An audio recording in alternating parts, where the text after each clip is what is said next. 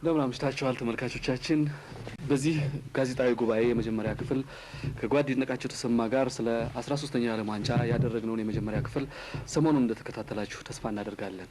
ዛሬ ሁለተኛውንና የመጨረሻውን ክፍል ይዘን ቀርበናል። እንደምታስታውሱት ሁሉ በመጀመሪያው ክፍል ዝግጅታችን ያቆምነው ጓድ በኃይሉ አስፋው ከዛሬቱ ኢትዮጵያ ጋዜጣ በዚህ በ13ኛው የዓለም ዋንጫ ወቅት ስለታዩት የዳኝነት ሁኔታዎች ስለታዩት የዳኝነት ድክመቶች ወይንም ደግሞ ምስጋናዎችና አድናቆቶች በመጠየቅ ነው። እንግዲህ ከጓድ ይድነቃቸው መልስ እንነሳለን። ጓድ ይድነቃቸው፣ ዳኝነትን በሚመለከት ረገድ እንደምታውቁት ሁሉ ወደ መጀመሪያው ክፍል ፊፋ ዳኞች የሚመርጠው ከመላው ዓለም ነው እና በአውሮፓና በላቲን አሜሪካ ደግሞ መላው ዓለም መስሎ የሚታያቸው እነሱ አህጉር ብቻ ነው። ከአፍሪካ፣ ከእስያ፣ ከሰሜን አሜሪካ ወይም አውስትራሊያ የሚመረጡትን ሁሉ ልክ የፊፋ ፕሬዚደንት የእነዚህን አህጉሮች ድጋፍ ለማግኘት የሚያደርገው የግል እርዳታ እንጂ ችሎታቸው ፈቅዶላቸው አይደለም የሚል እምነት አለ። ታዲያ በዚህ የተነሳ በመጀመሪያው ዙር አብዛኞቹ የሚመረጡት ዳኞች ከደካማውም ኮንቲኔንት ከትልልቁም ስለሆነ በዚያ ጊዜ ድክመት ታየ ብለው አጉልተው ይናገራሉ። በእርግጥ በመጀመሪያው ጊዜ ቅድም እንዳልኩት አሁን ለስፔን እና ብራዚል ጨዋታ አይነት ዳኞች ላላ ብለው ነበረ እና ማንኛውም ተጫዋች ያመለጠውን እየጠለፈ እየጣለ በእጁ ሸሚዙን እየጎተተ አንድም ማስጠንቀቂያ ሳይሰጠው ጥፋት እያየለ በመሄዱ የፊፋ ፕሬዚደንት ራሱ አርቢትሮቹን በልዩ ስብሰባ ጠርቶ ከእንግዲህ ወዲህ በጥንቃቄ እንዲሰሩና ጥብቅ የሆኑ እርምጃዎችን እንዲወስዱ በማሳሰቡ በሁለተኛው ዙር ደግሞ አይታችሁ እንደሆነ መጀመሪያ ዝም ብለው ሰነበቱና አንዴ የቢጫ ካርድ ጋጋታ ወረደ። ምናልባትም ሰምታችሁ እንደሆነ አላውቅም፣ አንድ ጋዜጠኛ ሲጽፍ ቢጫ ካርድ ገንዘብ ቢሆን ኖሮ ፊፋ ከፍተኛ ኪሳራ ውስጥ በገባ ነበር፣ ዩሩጓይ ሚሊዮኔር በሆነ ነበር ብሎ ተናግሯል። አብዛኛውን ቢጫ ካርድ የተቀበሉት እነሱ ስለሆኑ እና ከዚያ በኋላ እንግዲህ የቀይ ካርድ ነገር አለ። ደግሞ ደፍሮ ተጫዋች ከሜዳ ማስወጣት ሁሉም ይቸግረዋል። የዓለም ዋንጫን በሚያህል ውድድር ይህን ያህል ሕዝብ በቴሌቪዥን ሲመለከት ጎደሎ ቡድን ማቅረቡ ራሱ ይከብዳቸዋል።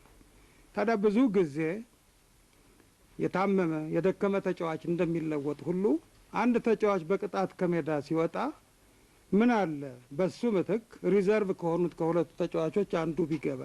ምክንያቱም ዞሮ ዞሮ ያ ቅጣት አጥፊውን ለመቅጣት እንጂ ቡድኑን ለመቅጣት፣ ተመልካቹን ለመቅጣት፣ ውድድሩን ለመቅጣት አይደለም። ግን ይሄ ሀሳብ የመነጨው ከአፍሪካ ስለሆነ እስካሁን ድረስ 7 ዓመት ይሆነዋል እንደተጎተተ ነው። በዚህ ምክንያት ዳኞች ደፍረው አያስወጡም። አንድ ቢጫ ካርድ ካሳዩ በኋላ ሁለተኛ ተጫዋቹ ማን እንደሆነ ያሉ ቅድም ቢጫ ካርድ ያሳየው ከሆነ እንዳላየ ዝም ብሎ ያልፋል። አለዚያ ማስወጣት ሊኖርበት ነው። ብዙ በእንደዚህ አይነት ድክመቶች ታይተዋል። በሌላ በኩል ደግሞ ይሄ ውድድር በሚሊዮን የሚቆጠር ኢንተረስት አለበት እና በቀልድ ፔናልቲ መስጠት ምናምን አይቻልም። በጣም ችግር አለ። በአጠቃላይ መቼም ስህተት ተሰሩ የተባሉት ያው ቅድም እንዳልኳችሁ የስፔን ጎል፣ ቀጥሎ ደግሞ የማራዶና በእጅ የገባችው፣ ሌሎችም ስህተቶች ተሰርተዋል። ጎልተው የታዩት ግን እነዚህ ናቸው። ከጥሮቹ ዳኞች መካከል የኢጣሊያኑ ዳኛ አኞሊን የተባለ ሶቪየት ህብረትንና ሃንጋሪን ያጫወተ መሰለኝ። በኋላም ጣሊያንን፣ ፈረንሳይንና ጀርመንን አጫውቷል። እርግጥ ያለት ጀርመኖች ብዙ በኃይላቸው ተጠቅመዋል ፈረንሳዮችን ለማሸነፍ። የጉልበት ነገር እነሱ ጋር ስላለ እና የጣሊያኑ አርቢትር እንደ ወትሮ ሆኖ አላገኘሁትም። እዚህ ላይ አንዳንዴም ችግሩ የተካፋይ ቡድኖች ዳኞች ሲመረጡ የጣሊያን ቡድን ተሸንፎ የወጣው በፈረንሳይ ነው። ከዚያ በኋላ ደግሞ የፈረንሳይን ቡድን ለአንድ ለጣሊያን ዳኛ ማስረከብ አስተማማኝ ዳኝነት ያስገኛል ወይ? ይሄ ሁሉ በእውነት ወደፊት በሰፊው መታየት ያለበት ነው። በተለይ ደግሞ ኪኒው የተባለው የፈረንሳይ ዳኛ ጨዋታው በተጀመረ በ48 ሰከንድ ውስጥ አንድ የኡራጓይ ተጫዋች ከሜዳ ማስወጣቱን ሳትሰሙ አልቀራችሁም። ከፍተኛ ፋውል በመስራቱ በቀጥታ ከሜዳ አስወጣው። እና 89 ደቂቃ ሙሉ ኡሩጓይ በ10 ሰው ነው የተጫወተው ከስኮትላንድ ጋር። እርግጥ 0-0 ወጥተው ለሁለተኛው ዙር ለማለፍ ቻሉ። ግን 88 ደቂቃ ሙሉ በመከላከልና ዲፌንስ በመዝጋት ኳስ በመጠለዝ ነው ጊዜውን ያሳለፉት። እና ያ ዳኛ ትክክል ሰራ አልሰራም የሚለው ጥያቄ በሁሉም ዘንድ ቀርቧል። በአንድ በኩል ሕጉን ስንመለከት ትክክል ነው እንላለን። በሌላ በኩል ደግሞ ይሄ ሁሉ ቢጫ ካርድ ሲሰጥ ምን አለ ለመጀመሪያዋ ደቂቃ ነችና ቢጫ ካርድ ሰጥቶ በኋላ ካጠፋ በድጋሚ ቢያስወጣው ምን አለ የሚል አለ። የሆነ ሆኖ በዳኝነት በኩል ጎልተው የታዩት ነገሮች እነዚህ ናቸው። ሌላው ምንድነው? አርቢትሮች ይፈራሉ። አሁን በአውሮፓ ብትሄዱ ወይም በጣሊያን ሻምፒዮና በፈረንሳይ ሻምፒዮና ብትሄዱ ከተማ ለከተማ አይደለም ውድድሩ። ሚላኖ ከጁቬንቱስ ከቶሪኖ የሚጫወትበት ጊዜ አለ። አንድ ዳኛ ሚላኖ መጥቶ ሲያጫውት ለቤቱ ቡድን ድጋፍ ካልሰጠ ወይም ደግሞ በሱ ላይ አንድ እንትን ከፈጸመ ሁለተኛችን ከተማ አትረግጣትም ነው የሚባለው። ለምን ክለቦቹ ራሳቸው ይህን ዳኛ አልቀበልም የማለት መብት አላቸው። ስለዚህ እንዲያውም ከሊስቱ ውስጥ የመሰረዝም ስጋት ስላለ ከልቡ ነጻ ሆኖ የማጫወት እድል የለውም ዳኛ። በዓለም ዋንጫም ቢሆን እንደዚሁ ነው። ለምሳሌ የጀርመንን ቡድን የበደለ ወይ አይርላንድን ቡድን የበደለ የኮሚቴው ሊቀመንበር አይሪሽ ነውና ነገ ከኢንተርናሽናል አርቢትርነት ወይም ከጥሩ ምርጫ ይሰርዘኛል በሚል ስጋት ያድርበታል እና ይህን ሁሉ ማስወገድ ያስፈልግ ይመስለኛል። በሌላ በኩል ደግሞ ሞሮኮና ጀርመንን ጨዋታ አሁን አይታቸዋል እና ሶስቱም ዳኞች ከአውሮፓ ናቸው። ጀርመን የአውሮፓ ቡድን ነው። ለምን ኒውትራሊቲ ገለልተኛነት ከተፈለገ የአገር ጉዳይ ብቻ አይደለም። አንድ ዳኛ መጀመሪያ ለአገሩ ያደላል በመንፈስ አገሩ ከሌለ በውድድር ደግሞ ለኮንቲኔንቱ ያደላል። ስለዚህ የመሀል ዳኛና ሁለት የመስመር ዳኛ ከአውሮፓ ጀርመን ከአውሮፓ ሆነው ሞሮኮ መግጠማቸው በጣም አሳዝኖናል። ይሄንንም በጽሁፍ አመልክተናል። በእውነት ትክክል አይደለም። ያለትን የጨዋታውን እንዳየሁት ልብ አላላችሁ እንደሆነ ነው እንጂ የሞሮኮ ተጫዋቾች እንደ ትንሽ ጥፋት በሰሩ ቁጥር ሮጦ ሄዶ ቁጣ ይወርድባቸዋል።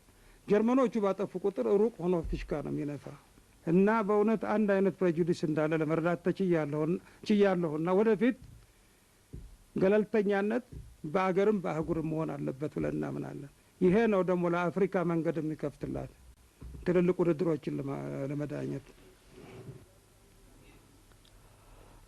ጓድ ይድነቃቸው የጓድ በኃይሉ ጥያቄ ሙሉ ለሙሉ የተመለሰ አልመሰለኝም። ከአፍሪካ ስንት ዳኞች ተመርጠዋል? እነሱ ሲያሳዩት ተሳትፎ እንዴት ነበር? ወቀሳው ወይም ምስጋናው እንዴት ነበር ያለ መስሎኛል።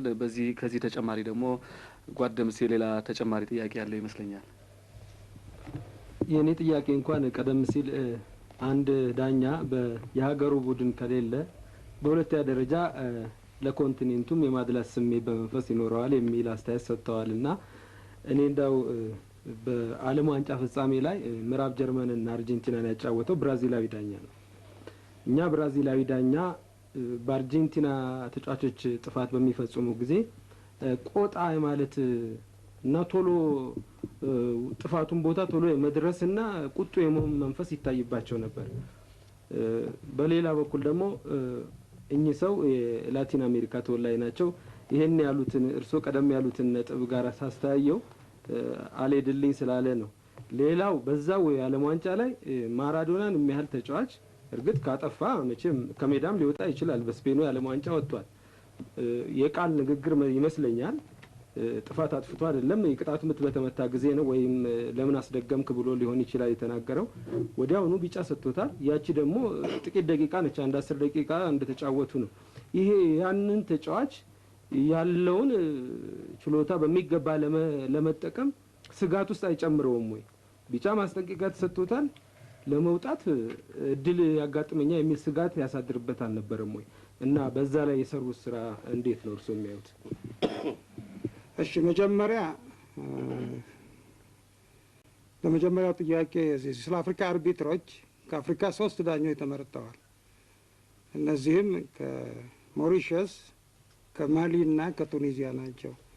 እነዚህ ዳኞች በአፍሪካ ውስጥ በመሯቸው ውድድሮች መጠን ባገኟቸው ነጥብ ከዚያም በኋላ በወጣት የዓለም ዋንጫ ተካፍለው ባሳዩት በፊፋ ግምገማ ታይቶ የተመረጡ ናቸው። ሶስቱም ዳኞች ባጫወቷቸው ጨዋታዎች ከ8 ነጥብ በታች ያገኘ የለም። ከ10 ላይ 8 በላይ 8-3 8-4 እስከ 9-4 ቱኒዚያኑ በእንግሊዝና በአርጀንቲና ጨዋታ ያንን ከባድ ስህተት እንኳ ቢያደርግ አጠቃላይ የጨዋታ አመራሩ በጣም አድርጎ ተመስግኗል። ግን ቅድም እንዳልኩት ያው ፕሬጁዲስ አለ፣ ለፋይናሉ ሳይመረጥ ቀርቷል እና የአፍሪካ ዳኞች በጠቅላላ ውጤታቸው ሲታይ በጥሩ ሁኔታ ነው።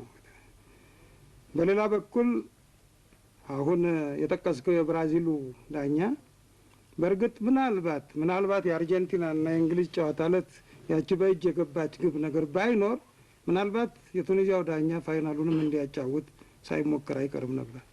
ይሄ ደግሞ ማወቅ አለባችሁ፣ እኛን ወደው አይደለም። ግን እስከ ዛሬ ድረስ ፋይናሎች በአሜሪካና በላቲን አሜሪካና በአውሮፓ መካከል ናቸው። ዘወትር ዳኛ ወይ ከአውሮፓ ወይ ከአሜሪካ ነው። ግን አሁን እርስ በርስ መተማመን ስለጠፋ ከኒውትራል አህጉር ይሁንልን የሚል ስሜት ተነሳስቷል። ስለዚህ ነው በናሰር እንግሊዝና አርጀንቲናን ለማጫወት የቻለው። አርጀንቲናም ከአውሮፓ አልፈልግም፣ እንግሊዝም ከአሜሪካ አልፈልግም በማለቷ ነው። እንግዲህ የመጨረሻው ጨዋታ ዕለት እንደሚመስለኝ ምናልባት አርጀንቲና እንኳ የአፍሪካን አርቢትር አትጠላም፣ ያን የመሰለ ጎል አጽድቆላት።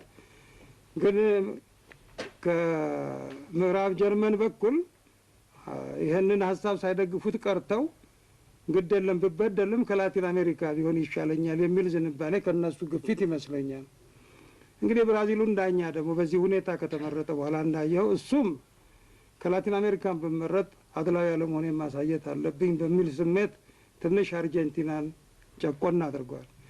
ሌላ ደግሞ ብዙ ጊዜ ዳኞች ከሌሎች ዳኞች ጎልተው ለመታየት እኔ እንዲህ በቀላሉ የምታለል አይደለሁም የማለት ነገር ስላለ አንድ ተጫዋች በእርግጥም ተጠልፎም ተገፍቶም ሲወድቅ እባክህ ተነስ ቀልዱን ተው የሚሉት ነገር አላቸው። ይሄ ነው አንዱ ችግር እና ማራዶና በዚያን ቀን በሁለት ሰዎች ተይዘዋል። ጀርመኖች አደገኛነቱን አይተዋል። እየደጋገሙም ፓውል ሲሰሩበት ሲወድቅም ዳኛው ራሱ ተነስ አንድ ጊዜ ለመታከም እንኳን እርዳታ አልፈቀደለትም። ይሄ ታዲያ አንድ አይነት ፕሬጁዲስ በሰውየው ላይ ወስዷል። ከዚያ በኋላ ደግሞ ዳኞችም ራሳቸውን አንዳንድ ጊዜ ከተጫዋች በላይ አድርገው አይደለም ያዩት። እኔንም እንደ ተጫዋቹ እኔም ህዝቡ እንዲያደንቀኝ ይገባል፣ ስለዚህ ማራዶና ብቻውን ክብሩን ለምን ወሰደብኝ ማለትም ይሆናል። ያን ጊዜ ለምን ቅጣት ምቱ ይደገማል ብሎ ሲቃወም እንደ ትልቅ ተጫዋች ስለሆንክ ነው የምትደፍረኝ እኔ ማንንም አልፈራ እንደማለት ያሳየው ነው እንጂ ከዚያ በከበዱ ጥፋቶች እንኳ ይህን ያህል ቅጣት አላሳየም። በኋላ ግን ወደ ኋላ ትንሽ መለስ ብለዋል ሰውየው። ጨዋታውም ያው ባየነው ሁኔታ ተፈጽሟል። ጠቅላላ ሁኔታ የሆነው